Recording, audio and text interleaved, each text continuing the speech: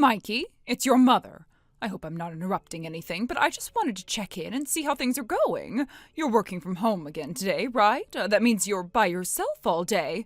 Are you feeling okay? You haven't caught a cold, have you? Sometimes you don't even realize you're getting sick until it gets really bad.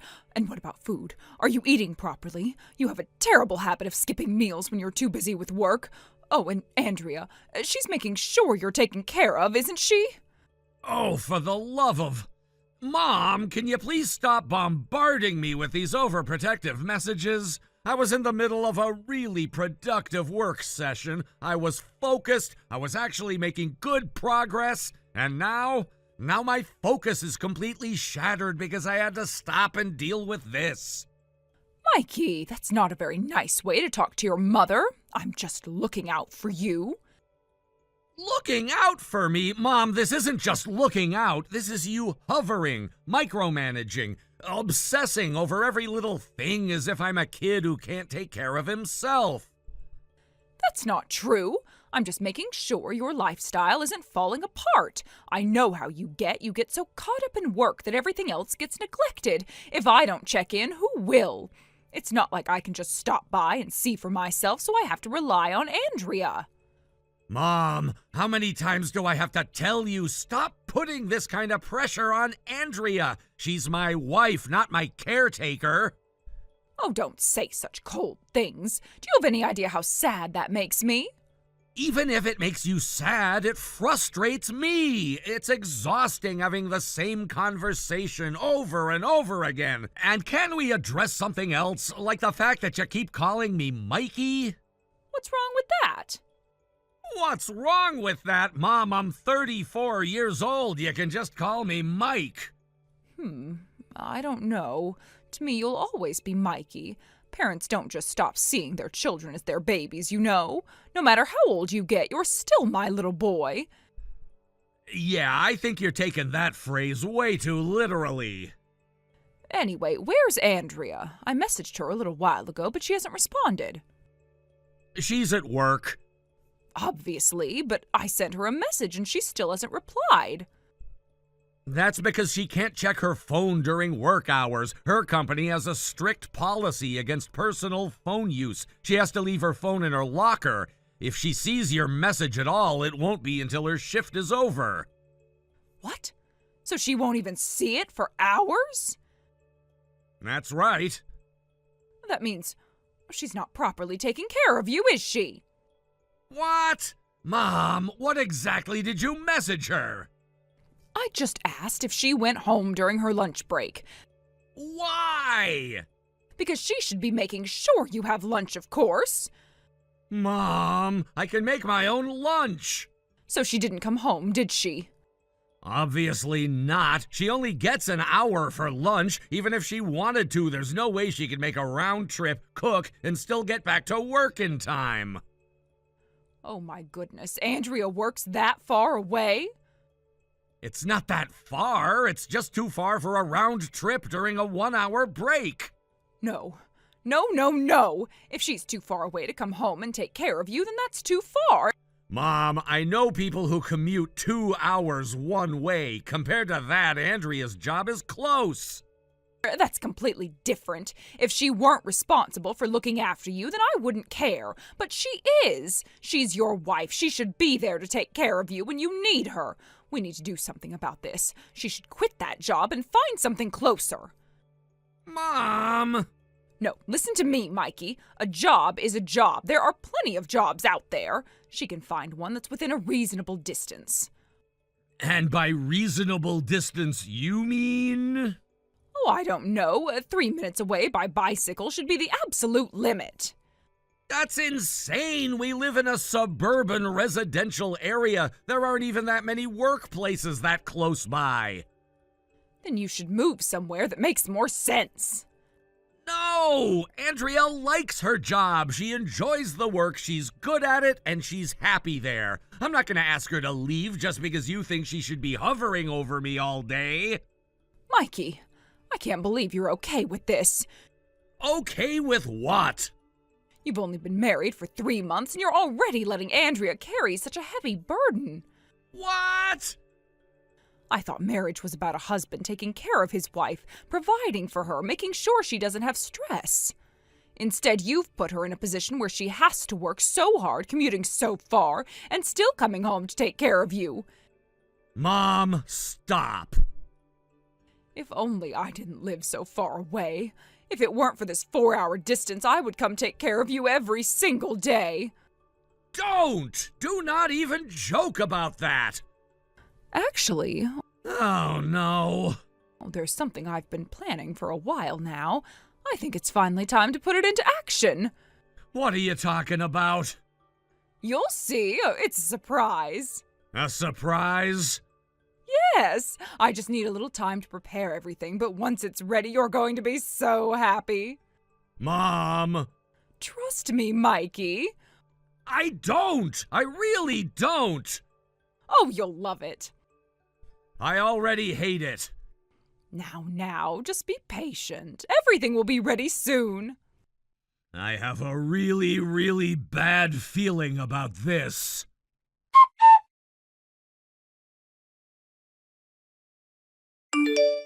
Andrea? Hey, just a heads up. Pretty sure my mom sent you another one of her clingy, overbearing messages. As always, feel free to ignore it.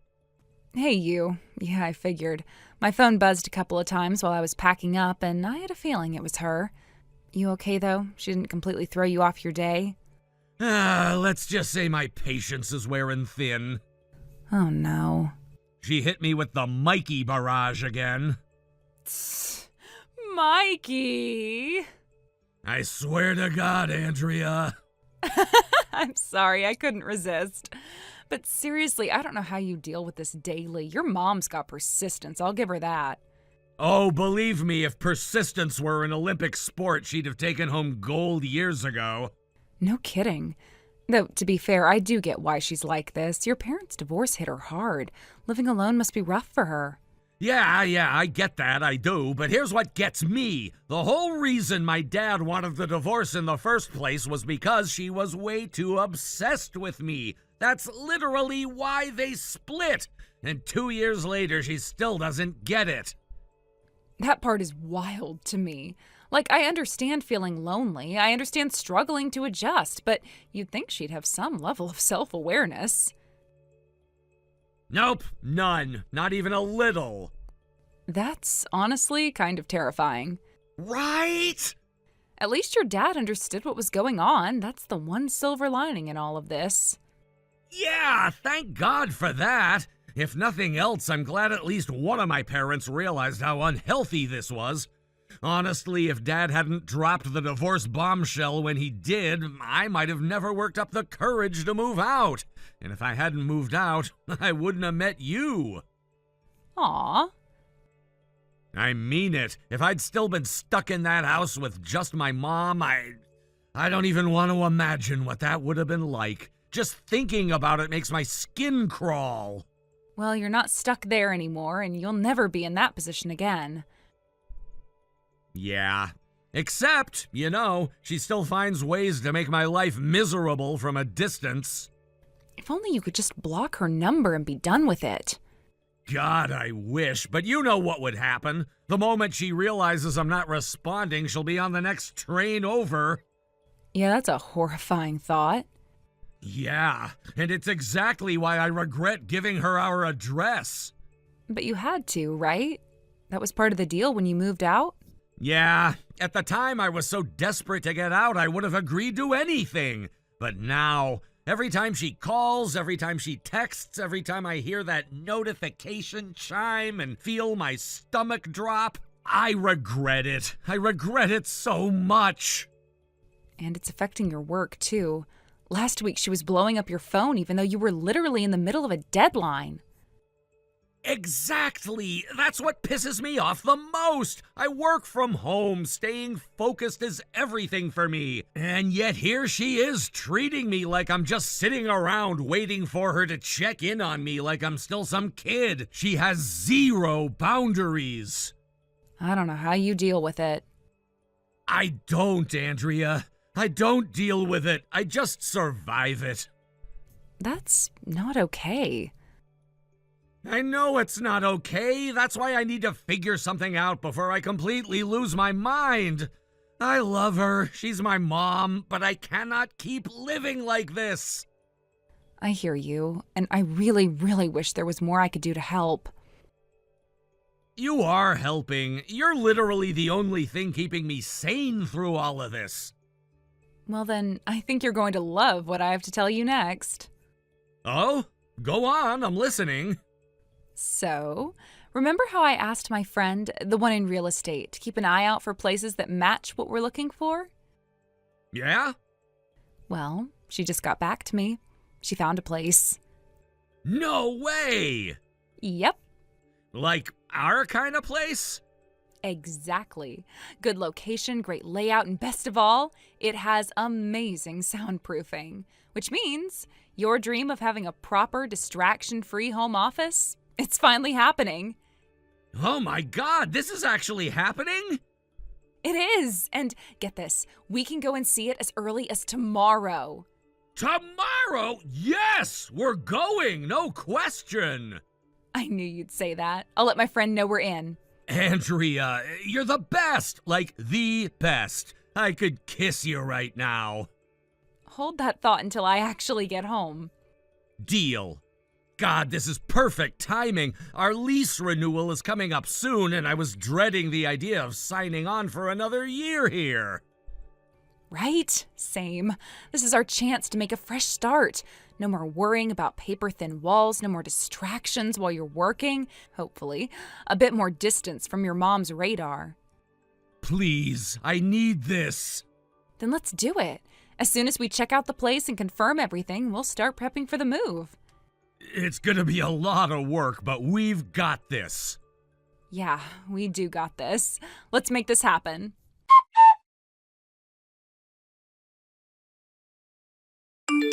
Mikey, it's your mother. I'll be arriving there soon. Oh, and if you're busy, you don't have to reply. There's no need. Because from now on, we'll be together all the time. Isn't that wonderful? Mikey, are you home? I just arrived and the door was unlocked. Did you forget to lock it, or did you simply leave it open by mistake? I didn't want to barge in on you, but I thought maybe I could surprise you with something today. But now it feels like I've thrown everything off. I expected to walk in and find you both here enjoying a quiet Sunday, but no one's around. I thought you'd be spending time together, but maybe I misjudged that. Well, if you're not home, that's fine. I'll just go ahead and handle things here. Don't worry about me, Mikey. Just keep doing what you're doing. Don't feel like you have to rush back. I'm just here to look after things, and it's no trouble at all. Wait, Mom, what's going on? Oh, Mikey, I didn't mean to startle you. It's just, I thought you might want to know. I've just brought some of my things in. I managed to get a friend to help me unload everything. I've started moving in just a little. I didn't want to overwhelm you, but I thought this might be the best time. What? What do you mean you brought your things here? Yes, Mikey, I thought it would be nice to be closer. You've been through so much, and I know how tough it's been for you. I thought that if I was here, it might help. I've been thinking about how hard it's been, how much you've been struggling, and I couldn't just sit by and do nothing. I want to help, Mikey. Help? By moving in without asking me? I didn't want to come in uninvited, but I thought if I were here, I could take care of things for you. I could make sure you're all right, keep things in order. You know, like I always have. I can't bear to think of you suffering in silence when I'm here, and I can take care of it all. Look, Mikey, I know I've been a little overbearing in the past, but I just want to be there for you. I didn't ask for this, Mom. You can't just move in whenever you feel like it. But Mikey, this is what I've always done for you, right? I raised you, I took care of you when you were little. This isn't any different. I just want to make sure you have what you need. This isn't the same thing. You can't just barge into my life like this. I'm not barging in, Mikey. I'm just trying to take care of you. Look, I saw the kitchen and I thought to myself, this place needs a woman's touch. You know, things could be a little cleaner, a little more organized. And the fridge, it was almost empty, just beer and snacks. You're not eating properly, are you? What does that even matter? Mikey, you don't understand. I can't stand the thought of you not taking care of yourself. I know how much stress you're under. I've seen it, and you've been so distracted, so busy that you're forgetting basic things. This isn't like you, Mikey. You've always been so responsible. But now I see this place, and I can't help but think that Andrea isn't keeping up. What are you saying about Andrea? Look at this place. It's not what I expected. It's a little messy. Maybe she's just not cut out for keeping things together. I'm sorry, Mikey, but that's what it looks like. I know she's been trying, but sometimes trying isn't enough, is it? Are you seriously saying this? You're criticizing Andrea now? I'm just saying what I see. I can't help but feel like you're not being taken care of the way you should be. You're my son. I can't stand the thought of you going through all of this on your own. Mom, this isn't about me needing you. This is about you needing control. I'm not controlling you, Mikey. Yes, you are. I just want to help, Mikey. I want to make things better for you. If I'm here, things will get easier for you. I'll cook for you, I'll clean, I'll make sure you don't feel so alone. I don't need you here. I'm not a kid anymore. Oh, you don't need to take care of everything by yourself. You shouldn't have to. But I do. I've always done it on my own. I've learned to handle things, and now I can't even think straight with you here trying to fix everything. I'm just trying to make sure you're okay. I don't want you to feel like no one cares, Mikey. I'm fine. I've always been fine. I don't need you to take over. I'm not taking over, Mikey. I'm here because I care about you. I'm here because I love you. I know how hard it's been. You don't get it. You're not listening to me. Mikey, I just want to be there for you. I want to take some of the burden off you. You don't need to do it all by yourself. You're not helping. You're making it worse. You can't just keep doing everything, Mikey. I want to help. Let me help you. Mom, this is wrong. You can't just walk into my life like this. I didn't ask for this, and I don't want it. I thought maybe if we lived together again, things would feel more like they used to. It's been hard for you, and I just thought it would make things better. It's not going to make anything better.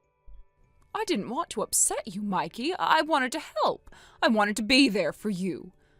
By moving in without asking, without even telling me? I thought it would be a good surprise. It's not a surprise, Mom. It's a violation. You can't just take over. Mikey, please, I just want to be there. I just want to help. Well, I don't want your help. I don't need it. Mikey, please, I don't want to lose you. I can't stand the thought of you being unhappy. You're not losing me. You're just pushing me away. I'm not trying to push you away, Mikey. I don't know what to do anymore. I can't stand seeing you struggle, and I thought I could fix it.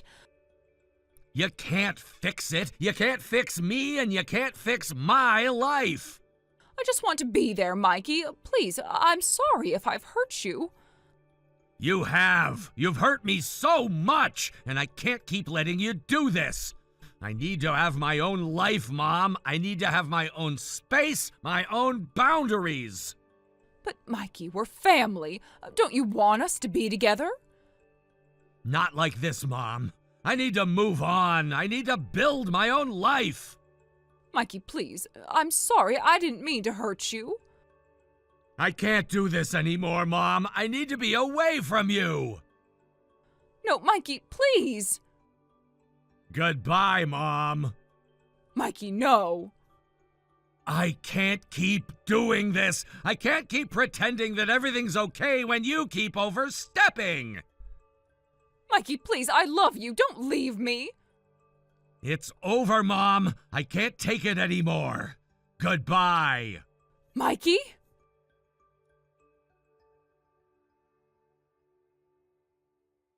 Mikey, please.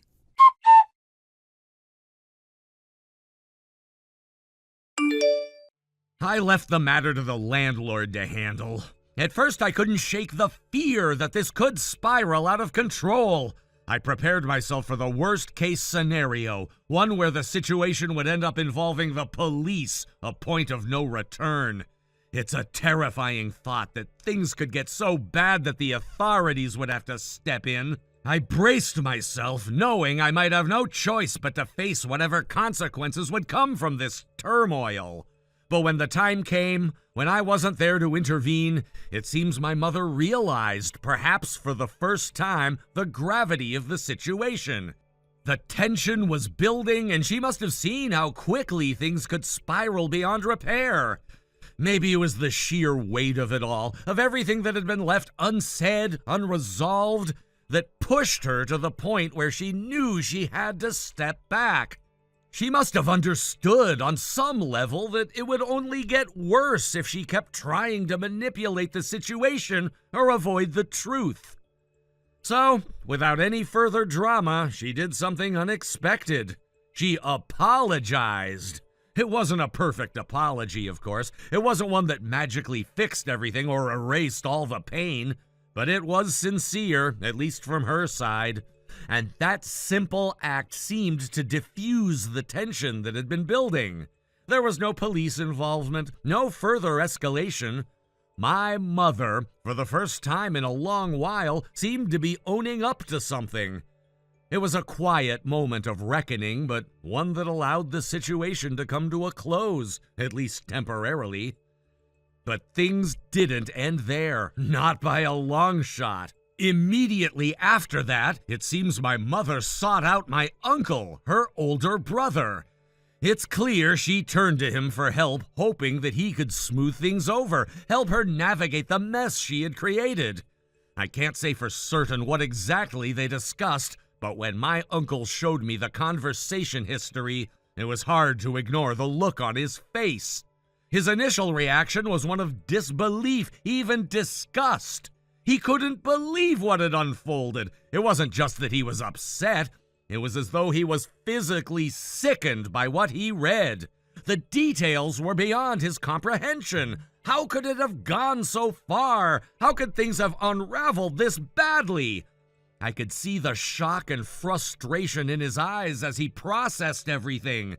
But over time, after a lot of back and forth, he came to a reluctant understanding. He didn't like it, but he finally saw why I had done what I did, why I had chosen to distance myself. He couldn't change the past, and neither could I. But at least, after all the pain and confusion, there was a level of acceptance that eventually came. The reality, though, is that none of us could change the past. It was done. And what followed was a decision that felt both inevitable and tragic. My mother was going to move into the annex, the small separate living space on our property. The idea was that she could live there on her own, away from the chaos of the main house. It was a temporary solution, though. It wasn't long before we all agreed that the next step would be for her to eventually move into a nursing home. It wasn't something we were happy about, but it was the only option left. After everything that had happened, it didn't seem like she was capable of living independently anymore. But that decision came with a heavy emotional toll. I don't think anyone could have predicted how much it would affect my mother. When she finally understood the extent of what had happened, when she realized how far things had fallen, it was as if a switch flipped inside her. The woman who had once been so full of life, so vibrant and active, suddenly seemed to age in an instant. She seemed to collapse inward emotionally, as if the weight of her choices had finally caught up with her. It's strange, because before all of this, I had never imagined her in this light. She was always so strong, so confident, never one to let things get to her. But now, watching her wither away emotionally, it's hard to reconcile that image of her with the person she's become. I hear that she spends most of her days in the annex now, in the solitude of her own room. It's as if she's become a shell of her former self. I'm told she often sits in the corner of the room staring at a photo of me. Maybe she's looking at it, trying to hold on to some piece of the past, trying to make sense of everything that led to this moment. I don't know what goes on in her mind, but I can't help but think that she's trapped in a cycle of regret. She's there, but not really there. She's physically present, but emotionally distant. It's like she's stuck in a moment of frozen time, unable to move forward, unable to let go of the past. There's a part of me that feels sorry for her, but there's also a part of me that's angry. Angry at how things turned out, angry that we got to this point in the first place. How could it have come to this? Why did it take this much for her to finally realize what she had done, the pain she had caused? I know she's not a bad person. She's my mother, after all. But the choices she made, the way she pushed me away, the way she disregarded everything I tried to build for myself, it all adds up. And I can't help but wonder if this was always the path she was going to take. Maybe she never had the capacity to truly understand what it meant to be a mother, to be there for her child, to support them, to recognize the boundaries they set. She never seemed to be able to recognize those things. She was too caught up in her own world, in her own needs, to see how much damage she was causing along the way. And now, as I reflect on everything that's happened, I'm left wondering whether I could have done more to fix things before they got to this point. Maybe if I had said something sooner or done something differently, things could have turned out better. But the more I think about it, the more I realize that this was inevitable. There was no way to go back, no way to fix it.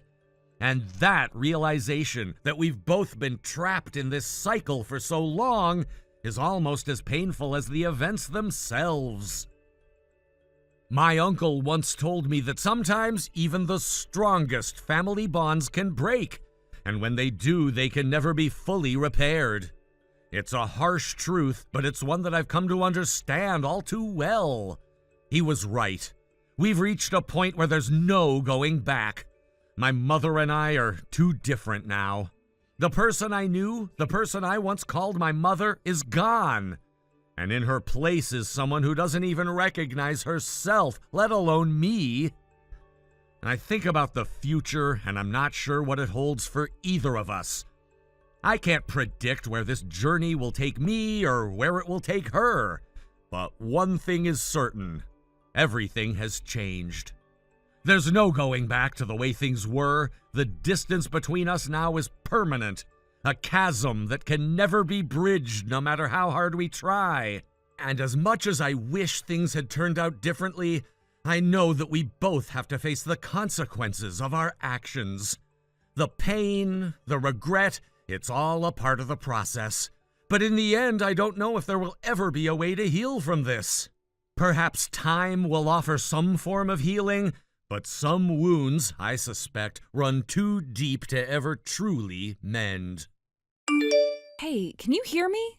I'm stuck in the storage room right now, and I think the door's locked from the outside. I'm sorry, but could you come and unlock it for me? Sorry, I can't open it. I'm the one who locked it.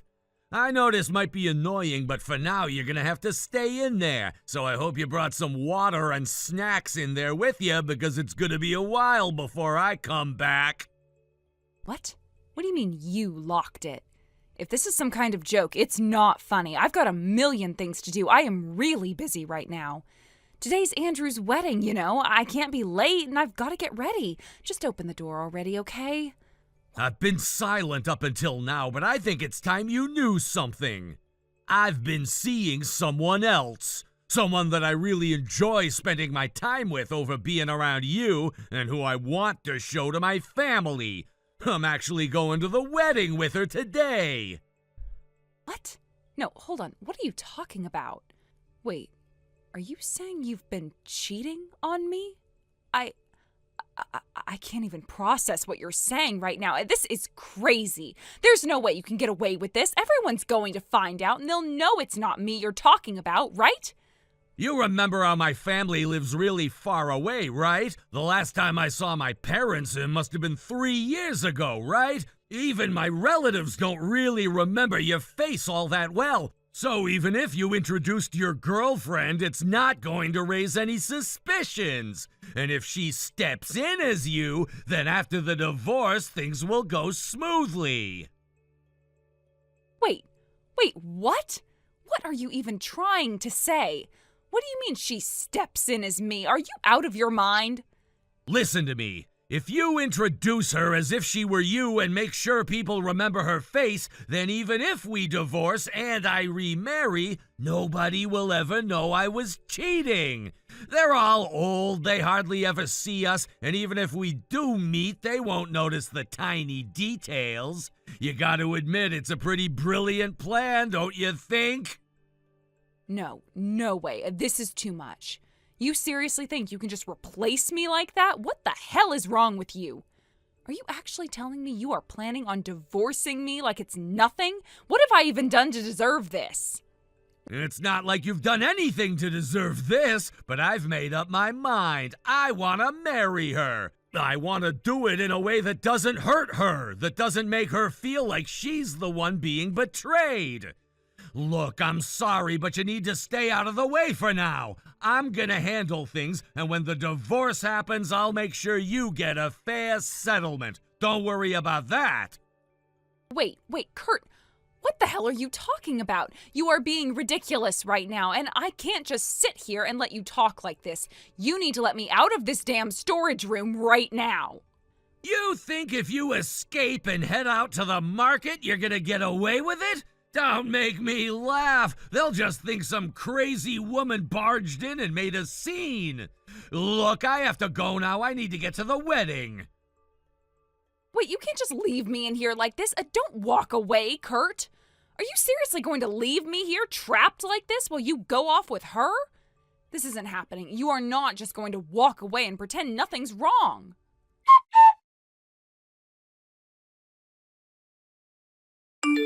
Ebony, what's going on today? Why didn't you come to our wedding? Did something happen? Are you okay? Wait, Maddie? Our wedding? What do you mean? Hold on. Wait a minute. Are you telling me that you're the one who married Andrew? You're his wife? Yes, that's right. I wanted to keep it a secret and surprise everyone, so I stayed quiet about it right up until now. I didn't even put my name on the invitations on purpose. But when I went to greet Andrew and mentioned I was his senior from university, I saw this woman I didn't recognize at all. She was with your husband, and then when I looked closer, I saw her name on the invitation. Wait, hold on. That woman... She's your husband's mistress, right? I remember seeing a photo of him before. What the heck is going on? Honestly, I am locked in the storage room right now. It's all because of my husband. Wait, what? You're locked in a storage room? What on earth happened? That woman, she's the one my husband's been seeing behind my back.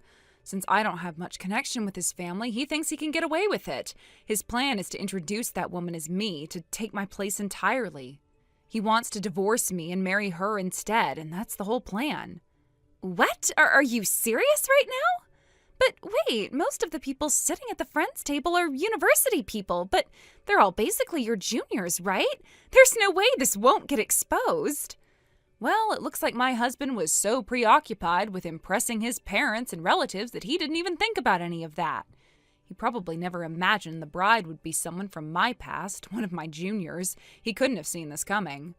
Anyway, I'm in the middle of changing outfits, and I can't leave the venue right now, but I've already asked a few of my old university friends to come and rescue you.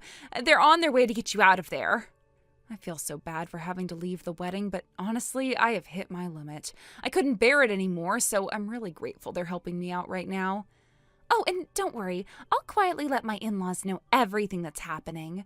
When the time comes for the divorce, just let me know. I'll do whatever I can to help you. Thank you so much. It really means a lot. When it all goes down, if you'd be willing to be a witness, I would really appreciate it. I'm planning to make sure that idiot knows the consequences of what he's done to me. Of course, I'll head over to help rescue you right now. Just hang on for a little longer, okay? You're not alone in this.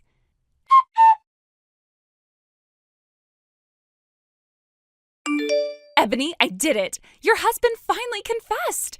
Right now, he's in the middle of being completely cornered, tied up in a mess with everyone watching. They're confronting him with everything, and it's all falling apart. Wait, what? Is this for real? Isn't that going to cause total chaos? The whole wedding, the ceremony, everything. It's all ruined now, isn't it? I thought you were just going to have them tell your in-laws the truth. Why did it have to go this far? Honestly, it was already a disaster the moment he brought that woman to the wedding. I couldn't just let him get away with it. So I decided if things were going to fall apart, I might as well make sure it all came crashing down in front of everyone. I stepped in right when they tried to get us separated, and things got out of hand big time. I wasn't going to sit back and let him pretend everything was fine. People were shouting, "That's not Ebony. Who is that woman?" My friend stepped in to back me up, and together we made it into a scene that no one will ever forget. The whole place went into total chaos, and it felt like the walls were closing in on him. You really didn't hold back. At first, your husband kept denying everything, refusing to admit anything. But then I just said, if you're not lying, then tell me what my university nickname was. And of course, he couldn't even answer. He just froze completely. I really can't believe he thought he could pull the wool over everyone's eyes with such a terrible plan. He is so deluded. Honestly, that idiot of yours is a total fool.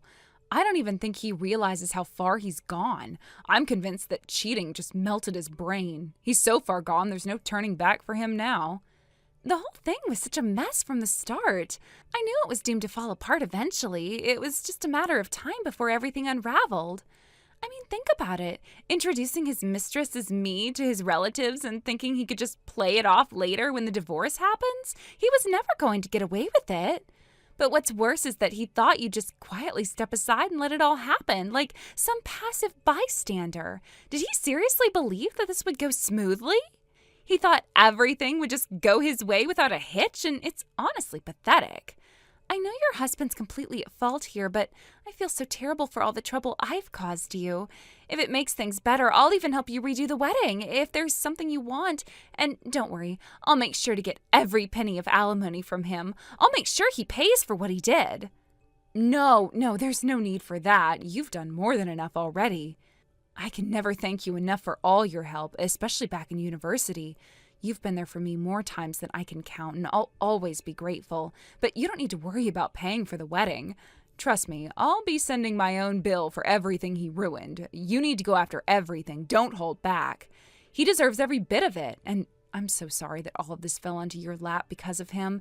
It's all his fault, and you shouldn't have had to deal with any of it. It's okay, but how are you doing now? I know you were stuck in that storage room for a long time, and I can't stop worrying about you. I heard from the friends that went and rescued you that they ended up taking you to the hospital. Is everything okay? It was just a light case of dehydration, nothing serious. I'm totally fine now. They hooked me up to an IV, and I'm feeling a lot better now. Once I get home, I plan on relaxing and doing something fun to unwind.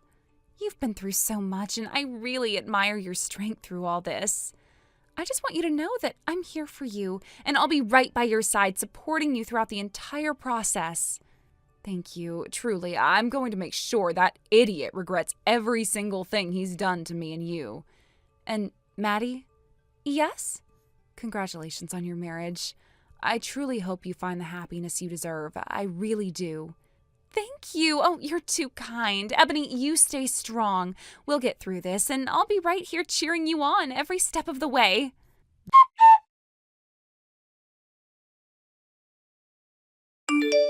Ebony, please just let me in.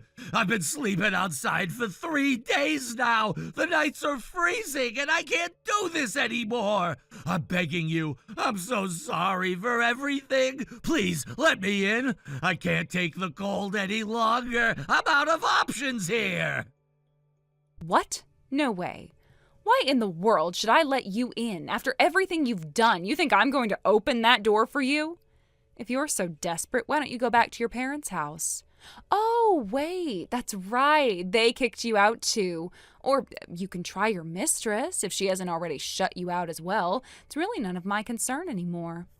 Please, stop it. You don't understand. I'm completely broke. After paying for Maddie's wedding, I don't have a single yen left. I don't even have enough for a meal, let alone a hotel room to sleep in.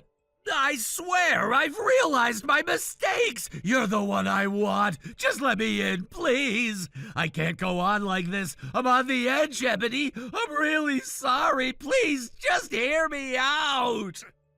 Your words mean nothing to me anymore. You think I'm going to fall for that, huh? I'm sorry. I've learned my lesson. It's too late for that. You've already shown me what kind of person you really are. The fact that you're begging me now doesn't change what you did. There's no place for you here anymore. You threw everything away, and now you're stuck with the consequences. You had your chance. Now the door is closed. I can't believe this is my reality. How did I end up like this? I thought we had everything figured out. I was ready to leave you and be with her. I had it all planned. I thought it was perfect. No one would ever find out. But now I find out that Andrew's wife is your junior? What happened? How did things get so twisted? Are you really this naive? You honestly thought that even if your affair didn't come to light at the wedding, that no one would ever find out? Sure, maybe the wedding didn't expose you, but you know damn well that when we get divorced, it's all going to come out. Your little plan was never going to hold up. Do you think my family, my relatives, and yours are just going to sit back and let this slide when it's time to split everything up? That's not how it works, and you knew it. So tell me, what exactly was I supposed to do here? How was I supposed to fix this? How do I even fix myself now? At work, I'm being pushed out. They're demoting me, cutting my pay. There's no respect left for me anywhere. And now I can't even go home because I don't have a place to stay. Do you have any idea what that feels like? This isn't just about you anymore. My whole life is falling apart because of your stupid decisions. And you know what? That salary you're talking about, that's going to go straight into paying me back for the hell you put me through. So you can expect things to only get worse for you. You've ruined everything. My reputation, my job, my life. Now you want to play the victim? Why is this happening to me? Why is it all coming crashing down like this? I thought I had it under control. I thought everything would work out, but now look at me. I'm the one on the ground, crushed by my own mistakes. Why am I the one who has to deal with all this pain and suffering? Why is it always me paying the price for everything? This is what happens when you live with your head in the clouds, thinking everything will just work itself out. You never considered the consequences. You didn't think about what would happen if things went wrong. And now here you are, begging, but it's too little too late. You destroyed everything for yourself. This is your doing. Own it. I don't care how sorry you are, how much you beg. This is what happens when you get greedy and think you can get away with anything. You're not getting another chance. You're out of options. I'm going to bed, so do us both a favor and don't try to contact me again. From now on, if you want anything, go through my lawyer. You're not getting back in my life, no matter how much you beg. Good night, loser. Wait! No, please! Don't just leave me like this! Please, Ebony, don't abandon me! I don't have anyone else! I'm sorry, I made a huge mistake! Please, just let me stay for a little while! I can't face the world like this! Don't shut me out! I can't survive this alone!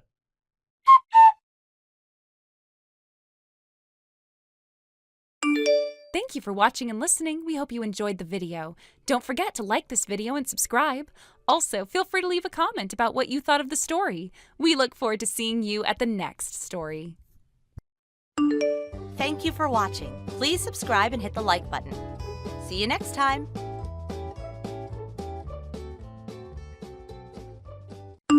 Diane, hello. Is now a good time for you? I have something to report. Hello, Rosa. What's going on? What's the news?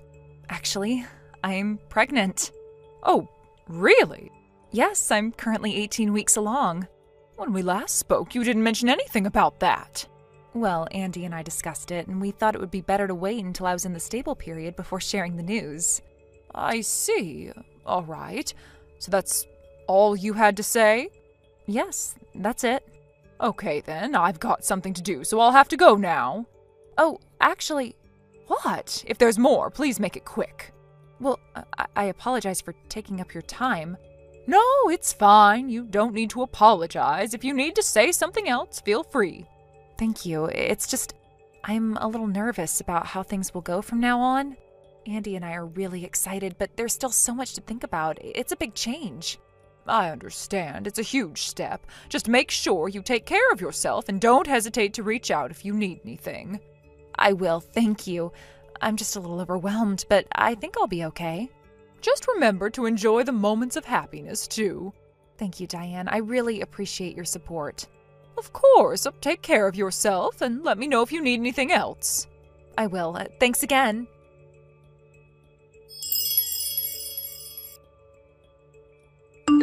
Andy, I told your mom about the pregnancy. Oh, really? What did she say? Well, that's the thing.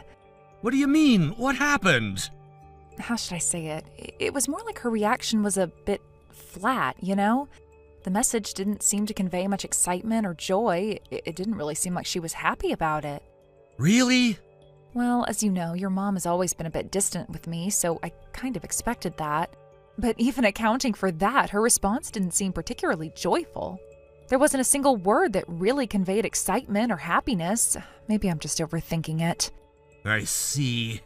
You know, for Dad and Mom, this is their first grandchild, and they seem to be looking forward to the birth of the baby, so I thought they'd be over the moon about it. I really thought they'd be thrilled. If I'd known it would turn out like this, I should have told them myself. I'm sorry, I should have handled it better. Hey, it's not your fault. Don't apologize. We've only talked through a message so far, and maybe it's just my perception of it. It could be nothing. Still, I'll reach out to Mom myself to check in. You just focus on taking care of yourself and the baby. Thanks, Andy. I really appreciate that. No problem. You're the one carrying the baby, so your health is the most important thing right now. I'll handle this side of things. Just take care of yourself and the little one. I will. Thank you.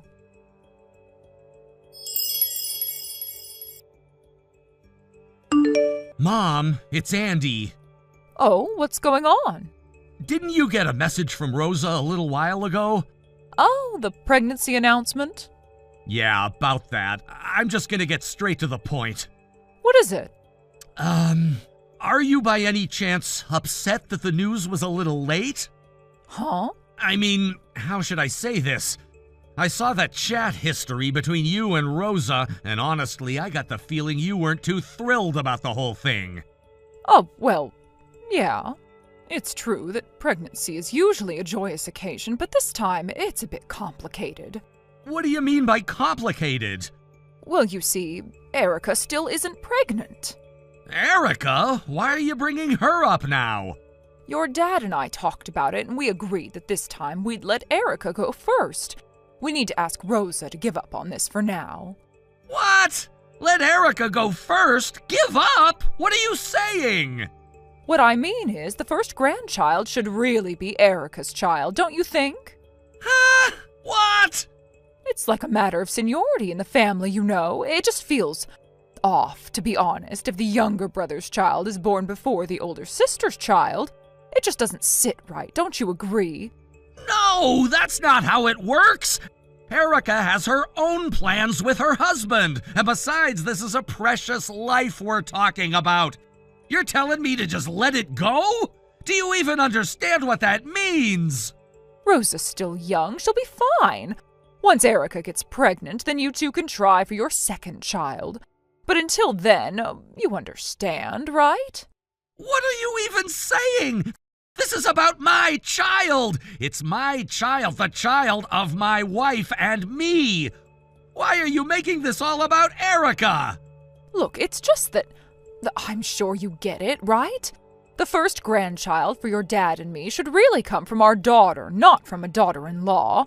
When a child is born from a daughter, there's just a different kind of bond, a closeness we feel. And if that's the first grandchild, the joy is so much greater. What kind of reasoning is that? Are you serious right now? Oh, please try to understand where we're coming from. How can I understand that? It's impossible! We're not saying you shouldn't have children. We're just saying this time the timing isn't right. You need to be considerate of that. Don't make it sound so simple. It's my child we're talking about here. My son or daughter, the one carrying my blood. What does Erica have to do with any of this? Andy, you have to understand. Your dad and I are just looking forward to the child that Erica will have. We've been waiting for this moment, so please, can you just be reasonable this time? Are you trying to erase the fact that this is Rosa's and my baby? Are you seriously saying that to me? I'm done with you both if that's the case. Rosa and I are having this child no matter what. Wait, Andy, don't say that. What kind of parents would try to discard their grandchild just because of their own selfish reasons? I don't want parents like that. Hold on, Andy, please, just listen to me for a second. No, I'm done listening. I've made up my mind. No one is going to stop us from having this child. Not you, not anyone. Andy, please think about this. Your dad and I have always thought about the family, about what's best for everyone. But you're being so stubborn right now. Can't you see that we're just asking for a little patience? Patience? What's there to wait for? I'm already waiting to become a father, and I'm telling you right now, no one is going to take that away from me. You can talk all you want about timing, but this is a life we're talking about. My child's life. I'm not saying you shouldn't have this child, Andy. We just wanted things to go a little differently. We wanted the first grandchild to be Erica's, that's all. You keep saying that, but it doesn't change anything. I'm not asking for your permission, and I'm not going to let you dictate this. But Andy, think of your dad. This is a huge decision, and it's not just about you and Rosa. It's about the whole family. This isn't about the whole family. It's about me and Rosa. It's about our future and our child, and you're asking me to put that aside just for some idea of tradition? I won't do it. Not now, not ever! I never thought you'd react like this. We just wanted to share in the joy of the first grandchild together and not have it be a source of conflict. You know what? I don't need that kind of joy if it comes with this much baggage. I don't need your approval. Rosa and I are going to have this child, and nothing will change that. Andy, please, think carefully about this. No, it's too late for thinking. I'm making this decision for my family, for the future. And if that means cutting ties with you, then that's what I'll do. Don't say things like that. Oh, please, just wait a minute.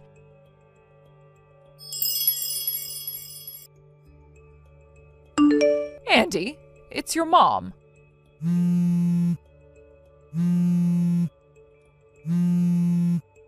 The other day I went to visit the apartment where you and Rosa used to live.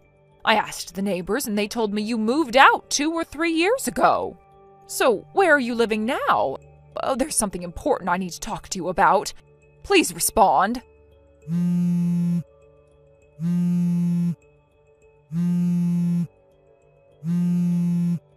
What now? Andy? Yeah, it's me, but what's the point now? Well, I got a new phone and I wanted to reach out to you. Huh? You're calling me for that? Yes, because there's something important I need to discuss with you. Please, just listen. What is it? Actually, Erica found out 2 years ago that she had a condition that made it impossible for her to have children. I didn't know until recently. When I asked about when we'd get our grandchild, she finally told me. So, what now? So, Andy, I'm asking you. The grandchild you're having, could you please give them to Erica to adopt? What? Don't you feel bad for Erica? She's always loved kids and she dreamed of having a big family when she got married. But in the end, she hasn't been able to have a single child. I know about Erica's condition. You think I didn't know? Oh, you knew, huh? Yeah, I've known. After I cut ties with you, I still kept in touch with Erica. So then, you understand her pain, don't you? That child you're having, it'll be the first grandchild, right? You know, the first grandchild you wanted. Why not let it be adopted by Erica? I'm sure she'd be so happy. Hold on, are you seriously misunderstanding everything here? What do you mean? I didn't get angry because you didn't treat my child as the first grandchild, okay? That's not the problem! Huh? Then what is? Of course I feel hurt that you don't see my child as your first grandchild, but more than that, it's the fact that you treated the life I was about to bring into this world like it didn't even matter. You just brushed it off like it was no big deal. And knowing that my own parents were the ones to do that, it makes me want to lose my mind. Back then, if I had seen you face to face, I don't even know what I might have done. That's why I cut ties with you. To be honest, I still feel that anger, and it hasn't gone away. Oh, Andy, don't be so dramatic about it. Don't tell me not to be dramatic. You're not understanding what I'm saying. You don't care about how I feel or what Rosa and I are going through. You don't even respect my child. And now you're asking me to just hand it over to Erica like they're nothing? Oh, but you must understand Erica's pain. She's always dreamed of having children. You can't even imagine how devastating this has been for her. I know exactly what Erica's feeling. I've seen it firsthand. But you've completely ignored her current feelings. She's come to terms with things. She's accepted her situation. She's at peace with it, and so is her husband. They've already talked it over, and they know they can't have kids of their own. That's their reality now. Well, Andy, you're wrong there. Erica's feelings are much more complicated than you realize. She's still struggling, and I just want to help her. If you could just understand her position. You're missing the point entirely. I'm not just talking about Erica. I'm talking about my own family, my own blood. Do you even hear what I'm saying? I won't just give my child away. Not to anyone, especially not to fix your family's mess. What are you saying, Andy? We just want to help Erica. She's suffering, and I know she's strong, but we don't want her to feel like she's alone in this. You've already made her feel alone. You've completely shut her out. She was my sister, and you made her feel like she didn't even matter. Do you really think that everything will magically get better if I just hand over my baby to her? That somehow makes everything okay? Andy, please, don't be so stubborn. Oh, this could be a way to make things right. Think of it as a way for everyone to heal. Heal? By sacrificing my child to fix your mistakes? That's your idea of healing? You want me to just erase my child's existence to make you feel better about Erica's pain? You think that's going to fix everything? It's not like that, Andy. I just thought you'd understand how important this is to Erica. You know she still dreams of having children. I want her to feel that joy, that fulfillment, that's all. No, you don't get it. Erica is not the only one who matters here.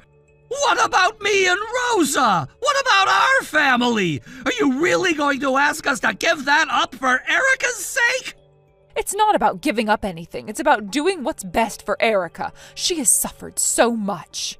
I don't care about your idea of what's best for her. I care about what's best for my child.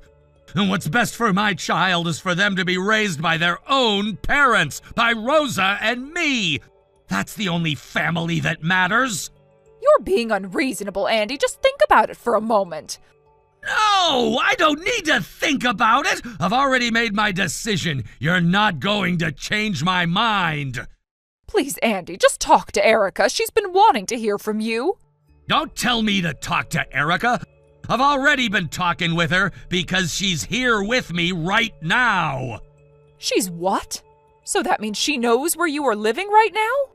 That's right. And right now she wants to have a word with you. Erica does?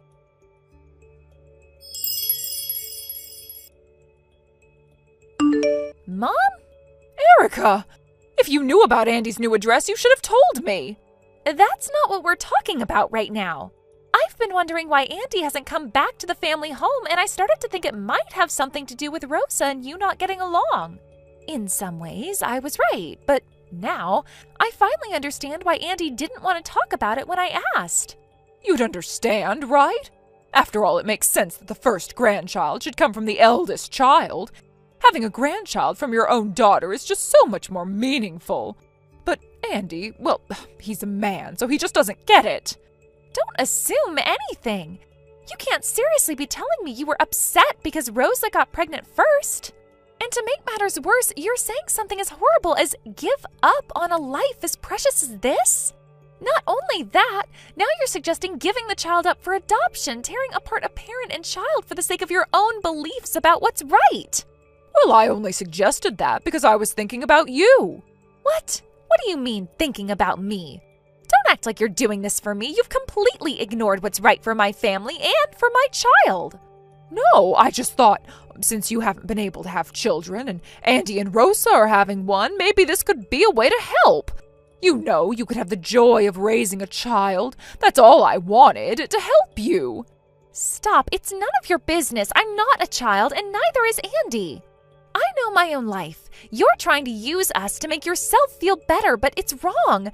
What you're asking us to do is unforgivable. Well, I know there's someone close to my husband's relatives who's in a situation where they can't raise their child, so we've been working on adopting them. It's a bit of a different situation, but I think you'll understand. So what? Are you saying you'd be okay adopting Andy's child too, just like that? Well, if there's a reason Andy can't raise the child, I'd consider it. But honestly, both Andy and Rosa have become wonderful parents. Their child loves them so much, and I just don't see why they would have to be separated. And yet, you're still so willing to tear apart our family. You're completely ignoring the bond we have with our child. You can't just give away a child for your own peace of mind. You're not seeing the bigger picture. It's about bloodlines. If we're being honest, the child isn't really related to us. How can we call them our grandchild? What did you just say? Well, it's the truth. They're not really related to us by blood, so how could we consider them family in the way we should? Are you really my parents? Are you really the people who raised me? What's wrong with that? This is how things should be. We can't just throw away traditions. You used to be different. You were never like this before. You didn't think this way, so why are you suddenly talking about tearing families apart over something as shallow as bloodlines? Erica, listen, I've been thinking. Maybe this is the only way to make everything work. I'm not trying to hurt you. I just want what's best for everyone. No, I'm not buying into this. Andy feels the same way, and I'm with him. I've made up my mind. I am cutting ties with you. What? What are you talking about? You're not going to change my mind. I am not going to let you tear apart my family any longer. The four of us, Andy, Rosa, the child, and I, we've decided to all cut ties with you. We're changing our phone numbers, and you won't get them. Erica, please don't do this. I just want what's best for everyone. Why can't you see that? Because what's best for everyone isn't what you think it is. You've lost sight of what really matters, and I won't stand for it anymore. Well then, I guess we'll have to do this the hard way. You don't want to listen to reason, but I'm not going to give up. And I'll just suggest you move in with us, you, Andy, Rosa, and the child. That way we can all live under one roof, and you won't have to worry about anything. What? You think that will solve everything? That suddenly we can just fix all of this by living together? No, this isn't a fairy tale, Mom. You can't force things like this. I'm doing this because I want you to be happy. I want you to experience the joy of being a mother, and I am willing to do whatever it takes. This isn't about me. This is about you trying to control everything.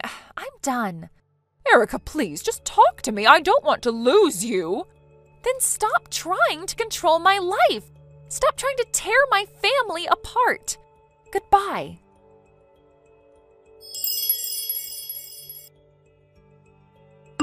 After that message, Andy, Erica, my brother-in-law, and we all just cried. There was nothing else we could do but let the tears flow. The weight of everything, the shock, the disbelief, it all came crashing down at once. The message itself had left us reeling, and now the reality of what had been set into motion sank in. Since that time, Andy has taken my last name. He made the decision to officially adopt it, and we've been discussing the possibility of him eventually formalizing the adoption with my parents as well. We've been moving forward together, and while it was initially just a decision made out of necessity, it became a part of our commitment to one another. The name change felt like more than just paperwork. It felt like a new chapter in our life, one where we're redefining our relationship with each other and our families. It's a small but significant gesture that makes us feel closer, more bound to each other than we ever have been before. As for Erica, after discussing it with her husband, they decided that they needed to act quickly. With her address already compromised, they packed up their things and hurriedly moved out of their current home.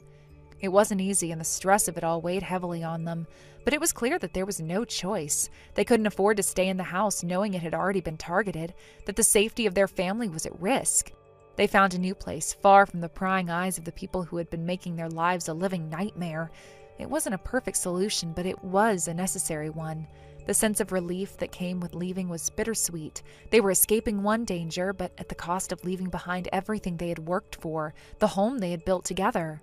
And sure enough, as expected, 2 weeks after that terrible message, it all came to a head. Erica's former home was targeted by my in-laws. They barged in, hoping to find her, hoping to confront her. But when they realized she wasn't there, their frustration only grew. With no hesitation, they turned their attention to the next places they thought they might find her, the homes of my brother-in-law and my own family. They showed up unannounced, demanding to know where Erica had gone and why she was hiding. It was as if they had believed that they had the right to track her down, to control her every move. However, both my brother-in-law's family and my own knew the truth. We had all been fully aware of the situation by that point, and while we had tried to remain calm and reasonable, the actions of my in-laws had pushed us to the edge. When they arrived at our homes demanding answers, the reception they received was far from welcoming.